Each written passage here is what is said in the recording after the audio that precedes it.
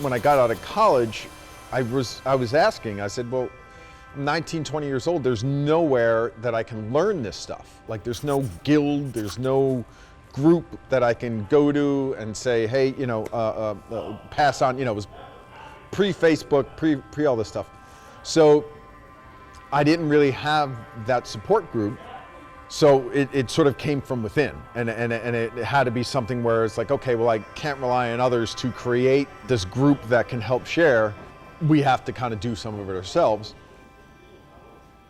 Now I actually have someone, we have someone like John that can actually teach us where these things and how they're put together and a proper way to fix them. For me, being a little bit older, switching careers was a little bit discouraging in the beginning because I didn't really know anything about this, but I knew I liked working with my hands.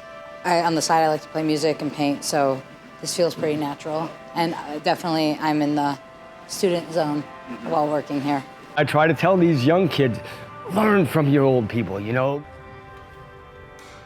Definitely have the great fortune of working with people like John and Jim, who know a lot, are very experienced, and are willing and enthusiastic about showing us how to succeed in this trade.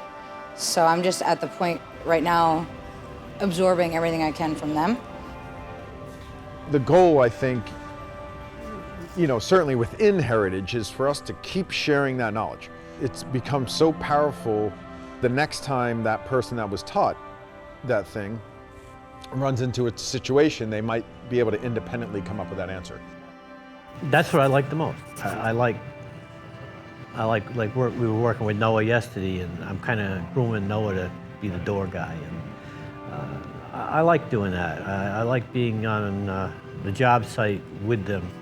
They're very good, but every once in a while I can throw in something that they've never seen before, or how to do something a different way, or whatever. That's what I like. That's what really gets me going.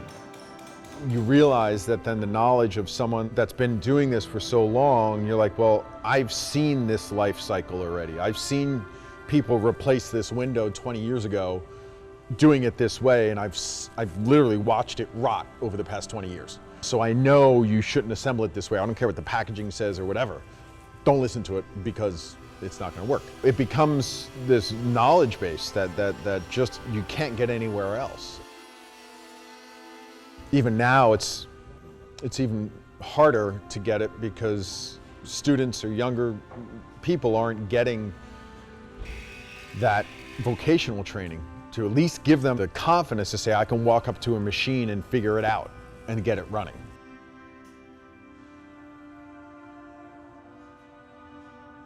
When we see someone just interested in like, oh, well, how does that work? It becomes like, boom, you're it. Like, we need you to then absorb all this. It's really fortunate to be able to come in and just like this last week, just learn how to build something like that. It kind of feels like you're like a kid in a way. You're just like doing adults arts and crafts, but except it's going in someone's house, I would hope that when I get done here, that at least one of these people over here has learned something about old-fashioned ways of doing things. It set me up to be in a position where I can bring people in with more knowledge than myself and not be intimidated by it because I needed it. I wanted sort of that greater knowledge and experience to learn things. So having someone like John or Jim come into Heritage sort of enables me to learn about things that I never had a chance to. Like Jim teaches me about how to maintain tools in a way that I was never taught, or just what blade to use in what circumstance that I was never really taught. More young people need to be inspired to do these things and get them done, because soon we're gonna have to fill in the gaps. I feel fortunate when I see it happening. I feel like that it's something that I helped foster, that interaction, that I could see sort of the glow in both people in the exchange, or group in the exchange.